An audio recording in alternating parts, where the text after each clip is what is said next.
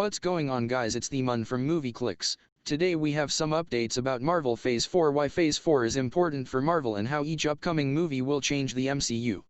After the Infinity Saga, Marvel Studios focuses on standalone movies for Phase 4, but that doesn't mean that they won't have a big impact on the MCU. These standalone movies are going to play a big role for Marvel Phase 5. After the Infinity Saga, Marvel Studios took a short hiatus to have a little bit of separation between the first 23-film installment and its next chapter. While the intended break ended up much longer than planned due to the coronavirus pandemic, the franchise has confirmed their slate for the next few years, giving us an idea about what to expect from the film series universe moving forward. Marvel's Phase 4 film lineup is a mix of sequels and origins stories. This offers the public a balanced roster of projects that includes something familiar with the return of old characters and the introduction of new key players.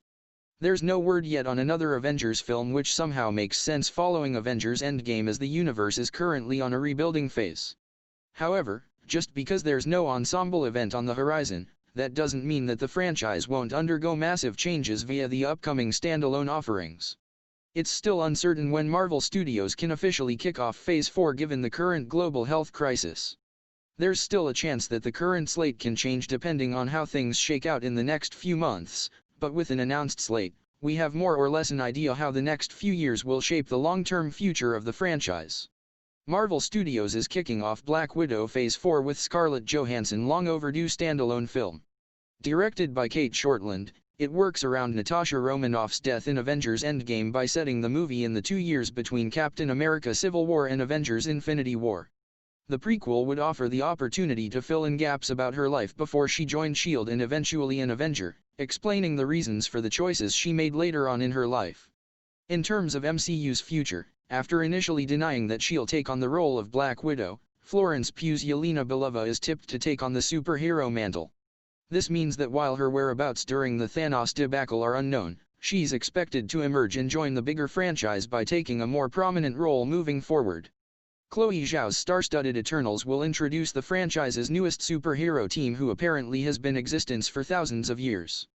Created by the Celestials, the Eternals are powerful beings who are essentially immortals, explaining why the film's narrative will span centuries with the main storyline set in modern times. Plot details for the film are still tightly under wraps, with Marvel Studios holding off its marketing campaign for the film due to the ongoing coronavirus pandemic, but given what's known about the characters, be it through official Marvel Studios information or their history in print, the arrival of the Eternals could significantly change the power structure in the MCU. Their connection with the Celestials, on the other hand, could prove to be another pivotal element in the film. Marvel Studios could pull something more complex when it comes to their relationship, rather than the Celestials simply being the creators of the Eternals. Finally, given its sprawling narrative, Eternals can also give fans a better idea of Thanos' origins, something that wasn't given much focus in Avengers Infinity War. Avengers Endgame confirmed that the Mad Titan, like in the comic books, is the son of Lars, an Eternal, effectively connecting him to MCU's newest heroes.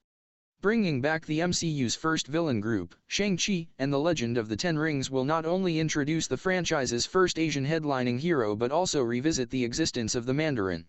Shane Black's Iron Man 3 used the antagonist's persona as a ruse, but as fans learned in the Marvel one-shot, All Hail the King, the international terrorist leader actually exists, and he's set to properly debut in Destin Cretton's upcoming Marvel film. Considering their existence as early as Phase 1, the Ten Rings could be involved in a lot of shenanigans in the universe, operating in the shadows until they find the right time to emerge from their underground activities. From there, they could be a formidable villainous group in the franchise in the foreseeable future. Aside from the narrative implications of Shang-Chi and the Legend of the Ten Rings in the MCU, it will also play an important role in Marvel Studios' push for diversity.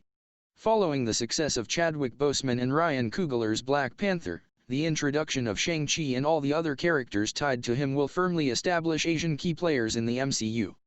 The untitled Spider-Man 3 film, Spider-Man Far From Home, backed the wall crawler into a bit of a corner for the next installment. With Spider-Man's real identity as Peter Parker revealed, persistent rumors claim that Kraven the Hunter will be the main villain of the movie.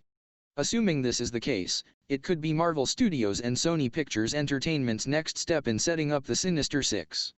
Other villains that can join Kraven in the villainous group have already been introduced, making it easier to assemble them. Spider-Man 3 can also confirm the connection between the MCU and Sony's own budding Spider-Man franchise.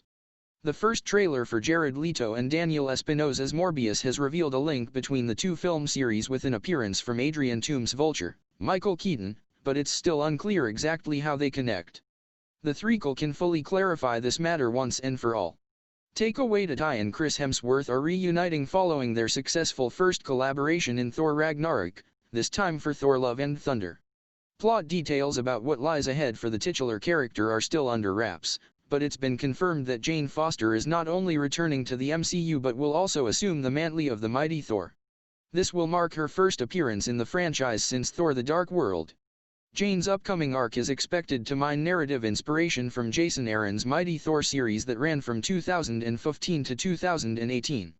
With a brand new Thor in the MCU and Jane and Valkyrie as the official king of Asgard after she was bestowed the leadership duties at the end of Endgame, Waititi's film will also lay out what Thor's role in the MCU will be moving forward.